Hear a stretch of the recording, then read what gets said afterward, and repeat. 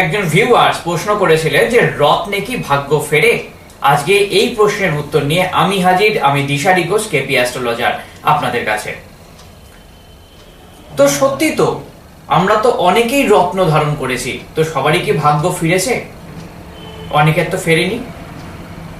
তো কেন ফেরেনি তাদের ভাগ্য? কিন্তু অনেকে আবার কারোর হাতে কোনো একটি জেমস্টোন আছেন, কোনো অ্যাস্ট্রোলজার যদি বলেন যে ওটাকে আপনি খুলে ফেলুন, তিনি আবার খুলতে চান না, বলে যে না ওটা পড়েই আমার উন্নতি হয়েছে, বা তার কোনো একটি নির্দিষ্ট প্রশ্নের বা নির্দিষ্ট সমস্যার সমাধান ঘটেছে, তো তিনি ওই জেমসটা কোনোদিনই খুলবেন না, সেটা তার ভালো করুক বা খারাপ করুক, এটাই তার মনের মধ্যে গেঁথে আছে।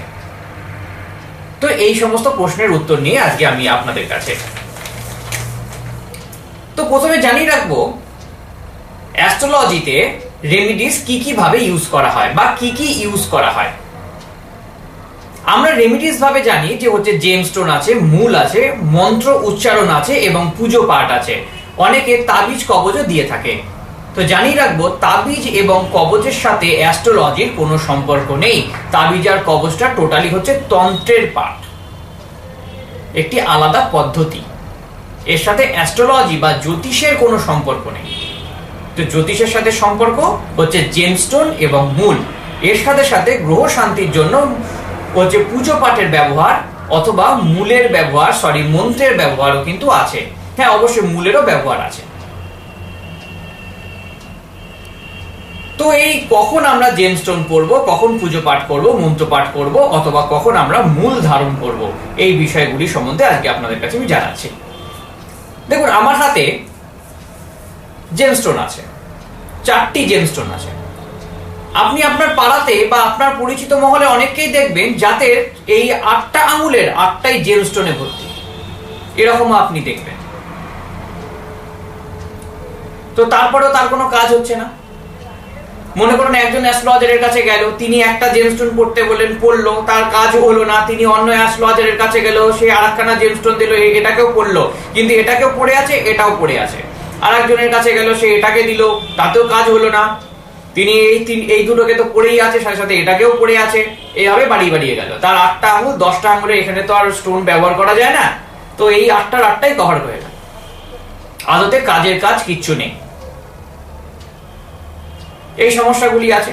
তো ভাবুন তো, একজনের যখন জ্বর হয়, তিনি প্রথমে পাড়ার ডাক্তারবাবুর কাছে যান, তিনি একটি ওষুধ দেন, জ্বর কমলো না, তিনি কোনো স্পেশালাইজড ডাক্তারবাবুর কাছে যান, তখন কি তিনি কি স্পেশালাইজড ডাক্তারবাবুরও ওষুধ খান এবং পাড়ার ডাক্তারেরও ওষুধ খান? নিশ্চয়ই খান না। এরপরেও জ্বর কমলো না, তিনি হসপিটালাইজ হলেন, তখন হসপিটালে তার স্লাইন চলে, ইনজেকশন চলে, তাহলে হচ্ছে তার কি হলো, তার স্লাইন ইনজেকশন চললো এবং হসপিটালের মেডিসিন তার চললো, সাথে সাথে স্পেশালাইজেশন যে ডক্টরবাবু ছিলেন তার মেডিসিন চললো, পাড়ার ডাক্তারেরও মেডিসিন চললো, কারোরই কাজটা হবে না। তেমনটা তো কখনো আমরা করি না, কিন্তু অ্যাস্ট্রোলজির ক্ষেত্রে এইটাই আমরা করে থাকি। যে যা বলছে, যার কাছে আমরা যাচ্ছি, সেইটাকে আমরা পড়ে নিচ্ছি এবং ওটাকে আমরা খুলছি না, বা আমরা নেক্সট অ্যাস্ট্রোলজারের কাছে যাচ্ছি, তাকে কিন্তু আমরা জিজ্ঞাসাও করছি না এটা কি খুলবো, বা তিনি খুলতে বললেও কিন্তু আমরা খুলছি না। এই ধরনের সমস্যাগুলো কিন্তু আমাদের আছে, এটা আমরা মানতে বাধ্য। তো জানিয়ে রাখি, প্রথমেই আসছি জেমস্টোন কখন পড়া হয় এই প্রসঙ্গে। কোন প্রশ্নের ভিত্তিতে বা সমস্যার ভিত্তিতে বা সমস্যার সাপেক্ষে যে গ্রহগুলি আমাদের জীবনে ভালো বা ওই সমস্যার সমাধান করতে পারে, সেই গ্রহগুলি জেমস্টোন পড়া হয়। জেমস্টোন পড়ার মাধ্যমে সেই গ্রহগুলিকে পাওয়ার আপ করা হয় বা স্ট্রং করানোর চেষ্টা করা হয়। তাহলে বোঝা গেল, মনে করুন কারো চাকরি হচ্ছে না, চাকরির সাপেক্ষে যে গ্রহগুলি ভালো, সেই গ্রহগুলোর জেমস্টোন তাকে পড়া উচিত, তাতে তার চাকরির জায়গাটা ভালো হতে পারে বা ভালো হবে। তো এবার আসছি মূল কখন পড়া হয়। কোন প্রশ্নের সাপেক্ষে যে গ্রহগুলি অশুভ বা পীড়িত, তাদের শান্তি করানোর জন্য মূল পড়া হয়। মনে করুন সেই চাকরির সাপেক্ষে যে গ্রহগুলি অশুভ বেরোলো, সেই গ্রহগুলির মূল পড়তে হবে, কারণ তারা যাতে আমার চাকরির ক্ষেত্রে কোনো সমস্যা না সৃষ্টি করতে পারে। মন্ত্র উচ্চারণ কখন করা হয় এই প্রসঙ্গে আসি।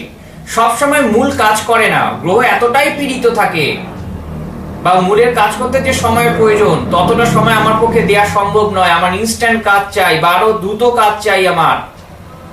সেই ক্ষেত্রে কি করা হয়, মন্ত্র উচ্চারণ করা হয়। যে গ্রহটি পীড়িত বা আমার প্রশ্নের সাপেক্ষে অশুভ, অত্যন্ত অশুভ, সেই গ্রহের মন্ত্র উচ্চারণ করা হয়।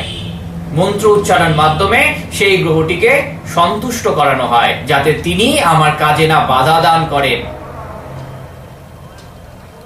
মন্ত্র উচ্চারণের সাথে সাথে অনেকের ক্ষেত্রে হচ্ছে পুজো পাঠেরও বন্দোবস্ত করা হয়ে থাকে, কিন্তু পুজো পাঠটা সম্পূর্ণভাবে খুব ব্যয় সাপেক্ষ।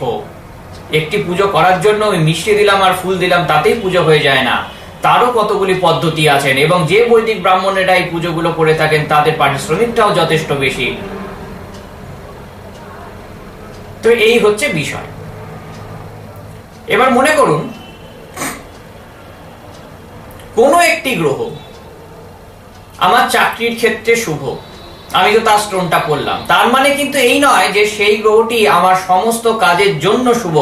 সেই গ্রহটি শুধুমাত্র আমার চাকরির ক্ষেত্রেই শুভ ফল প্রদান করবে, কিন্তু তার কোনো না কোনো অশুভ ফল আমার জীবনে প্রভাব বিস্তার করবেই, করতে বাধ্য। কিন্তু মূলের ক্ষেত্রে এমনটা হয় না।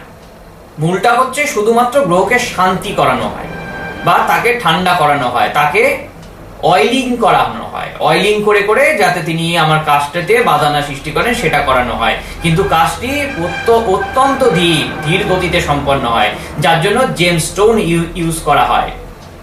এই যে প্রোক্রাসটি আমি পড়ে আছি, তার মানে আমার যে সমস্যাটি আছে বা আমি যা চাই তার সাপেক্ষে বৃহস্পতি গ্রহটি ভালো, সেই জন্য আমি প্রোক্রাসটি পড়েছি। কিন্তু এই প্রোক্রাস যে আমার সমস্ত ক্ষেত্রেই ভালো হবে এমনটা কিন্তু ভাবার কোনো দরকার নেই। কোনো না কোনো দিক থেকে এই বৃহস্পতি কিন্তু অশুভ ফল প্রভাব বিস্তার করবেই আমার জীবনে। প্রোক্রাস পড়াতে কি হবে, জেমস্টোন এনটি পড়াতে কি হচ্ছে, বৃহস্পতি গ্রহটি স্ট্রং হচ্ছে, সে আমার সমস্যাটি সমাধান যেমন করবে তেমন কোনো একটি সমস্যা কিন্তু সে বাড়িয়ে দেবে। অবশ্যই ওষুধের মতো, একটি রোগকে সারায় আর একটি রোগকে বাড়িয়ে দেবে, এটাই ঘটবে, এটাই হয়ে থাকে। তো জেমস্টোন আর মূলের ক্ষেত্রে কিন্তু এই প্রবলেমগুলোই আছে। এরপরে হচ্ছে জেমস্টোনটি কাজ করলো না, সেটিও আছে। এখন পড়ার দরকার সিলোনিস পোকরাজ, তিনি এখন পড়লেন ব্যাংকক পোকরাজ। দুটোর মধ্যে দামের সত্যি তফাৎ, অনেক তফাৎ দামের মধ্যে, কিন্তু তার যে ডোজের প্রয়োজন আছে, তার গ্রহ যতটা স্ট্রং করানোর দরকার আছে সেই স্ট্রংটা তো তার হতে পারলো না, তাহলে তার কাজটি কি করে হবে? এটি একটি পদ্ধতি। এই পদ্ধতি বলতে মানে এই আমি ঠিকঠাক ভাবে গ্রহণটি আমি জেমসটা নিলাম না, নিতে পারলাম না, সবার পক্ষেই তো আর জেমসটা নেওয়া সম্ভব হয়ে ওঠে না। তো আমার কাছে যে সমস্ত ক্লায়েন্টরা আসেন আমি প্রধানত তাদেরকে আমি মূলই দিয়ে থাকি, কেন মূলের খরচটাও খুব কম এবং প্রয়োজন মতো এটাকে চেঞ্জ করাও যায়। স্টোন তো আর ইচ্ছে হলোই আমি আবার কালকে একটা কিনলাম, পরশুদিন অন্য একটি সমস্যা হলো তার জন্য আবার একটা স্টোন কিনলাম, এমনটা তো সবার পক্ষে সম্ভব হয় না। তো আমি সাধারণত মূলই দিয়ে থাকি। এবার ক্লায়েন্ট বলে না মূল পড়তে অসুবিধা হচ্ছে, আমার এখানটা চুলকায়, হাত থেকে পড়ে যায়, ঘুমোতে অসুবিধা হয়, তাহলে জেমস্টোন পড়তে হবে, সেটা তো আমার কিছু করার নেই। অনেকে বললেন না আমার কাজের ক্ষেত্রেটাই ভালো দরকার, আর যা সমস্যা হোক, তাহলে জেমস্টোন পড়বে। আচ্ছা, জেমস্টোন তো এবার কেনা হলো, মনে করুন কোনো ক্লায়েন্ট বা কোনো ব্যক্তি তার নিজের সমস্যার সমাধানের জন্য কোনো একটি জেমস্টোন কিনলেন। তো জেমস্টোনটা তো কেনা হলো, ঠাকুরের পায়ে ছোঁয়ানো হলো আর পড়ে নেওয়া হলো, তাহলে কিন্তু সেটি কাজ করছে না। এই জেমস্টোনটিকে সম্পূর্ণভাবে প্রাণ প্রতিষ্ঠা করে পুজো করানো হয়। এই পুজোটাও কিন্তু আমরা যেভাবে করে থাকি, অর্থাৎ আমার কথা বাদ দিন, মনে করুন অনেকের ক্ষেত্রে আমি দেখেছি, আমার অনেক ক্লায়েন্টের ক্ষেত্রে দেখেছি, তারা কি করলেন মার্কেট থেকে জেমস্টোনটা কিনলেন, করে কি করলেন যে কোনো মন্দিরে নিয়ে গেলেন, তিনি কি করলেন মা কালীর পায়ে ঠেকালেন, হাতে ধরিয়ে দিলেন, ওই জেমস্টোনটার কিন্তু কোনো রকম পুজো পাঠ হলো না। একটি উদাহরণস্বরূপ বলি রাখি, মনে করুন প্রোক্রাস শোধন, কারণ প্রোক্রাসটা নিয়ে আমি একটু আগে কথা বলছিলাম। প্রোক্রাস শোধন করার জন্য প্রথমে একটি দিন নির্বাচন করা হয়, সেটা কিন্তু বৃহস্পতিবার এমনটা নয়। এই বৃহস্পতি গ্রহটি কবে আমার জন্মছকে একটা অর্থাৎ মাসের মধ্যে 3-4 দিন এমন একটি দিন হয় আমার জন্মছকের ক্ষেত্রে অত্যন্ত শুভভাবে অবস্থান করবে এবং সেদিনকে চন্দ্র বৃহস্পতির সাথেই অবস্থান করবে বা বৃহস্পতির সাথে কোনোভাবে সম্পর্ক সৃষ্টি করবে, সেই দিনটিকে নির্বাচন করা হবে। নির্বাচনের পরে অমৃত যোগ বা মহেন্দ্র যোগকে নির্বাচন করা হয়। এই মহেন্দ্র যোগ বা অমৃত যোগকে নির্বাচন করার পরে বার করা হয় কোন সময়টি আমার ক্ষেত্রে শুভ। এই অমৃত যোগের পরে সেই শুভ সময়তে প্রক্রাশটি শোধন করা হবে। তো কিরকম ভাবে? প্রথমে হচ্ছে ত্রিফলার জল আমাকে ভিজিয়ে রাখতে হবে। উষ্ণ গরম জলে ত্রিফলার জল অন্তত 30 মিনিট আগে আমাকে ভিজিয়ে রাখতে হবে। এই ত্রিফলার জলে প্রক্রাশটিকে চুবিয়ে রাখতে হবে 10 মিনিট। সেখান থেকে তোলা হলো, তুলে নিয়ে পঞ্চগব্যর মধ্যে এটিকে স্নান করানো হয়। পঞ্চগব্য কি? দুধ, দই, ঘি, মধু, চিনি এর একটি নির্দিষ্ট পরিমাণের মিশ্রণকে পঞ্চগব্য বলা হয়। জলের কিন্তু কোনো ব্যবহারই নেই, অনেকে আমরা জল দিয়ে থাকি। তো আর একবার বলছি, দুধ, দই, ঘি, মধু, চিনি এই তিনটের একটি বিশেষভাবে মিশ্রণটা তৈরি করানো হয়। অর্থাৎ সবটারই একটু মাপঝোপের ব্যাপার আছে, ইচ্ছে মতো দিলাম তা নয়, নিয়ে তৈরি করা হয়। এই পঞ্চগব্য দিয়ে স্নান করানো হয় প্রক্রাশটিকে। তারপরে সেটিকে নারায়ণের চরণে রেখে অথবা মহাদেবের চরণে রেখে সেটিকে প্রাণ প্রতিষ্ঠা করানো হয় এবং তার কিছু কিছু বিধি আছে, তার কিছু বিধান আছে, সেই বিধান রেখে কাজগুলো করানো হয় এবং তাকে সম্পূর্ণভাবে দেবতা জ্ঞানেই পূজনো করানো হয় এবং তার জন্য প্রসাদও দেয়া হয় তাকে, এবং মালা পরানো হয়, বস্ত্র দেয়া হয়, সবকিছুই করানো হয়। করে সেই প্রক্রাশটিকে শোধন হয়ে যাবার পরে সেটিকে যার দরকার, মানে যার প্রক্রাশ, যাকে পড়ানো উচিত, তার হাতে ওটিকে তুলে দেওয়া হয়। এই প্রক্রাশের বীজমন্ত্র অর্থাৎ বৃহস্পতি গ্রহের বীজমন্ত্র পাঠ করা হয় যখন এটি শোধন করা হবে। কিন্তু আমরা যখন এটা বাইরের মন্দির থেকে করে থাকি, সে কিছুই এগুলো করে না। সে ঠাকুরের পায়ে ছোঁয়ালো আর হাতে ধরিয়ে দিল, তারপরে হচ্ছে আমার তো স্টোনটাতে ক্লাচ হলো না, এই সংক্রান্ত সমস্যায় কিন্তু আমরা ভুগে থাকি। তো এগুলো কিন্তু একটু ব্যাপার থাকে।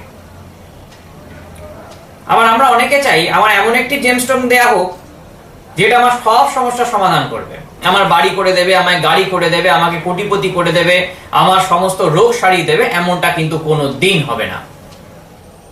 আবার মনে করুন হয়তো আপনার এখন একটি বাড়ি চাই, তার জন্য যে জেমস্টোনটা দেয়া হলো সে হয়তো আপনার শরীরের কোনো ক্ষতি করবে। এবারে আপনি এখন বলেন এবার তো আমার শরীরটা যে এবার ক্ষতি হলো, শরীরটা যখন রোগগ্রস্ত হয়ে পড়লো, তখন আপনি আবার অ্যাস্ট্রোলজারের কাছে গেলেন, বলেন আমার রোগটাকে সারিয়ে দাও। তখন আবার যে জেমস্টোনটা পড়ানো হলো, তো সে দেখা গেল আবার বাড়ির জন্য অশুভ, বাড়িতে লাগিয়ে দিল ঝামেলা।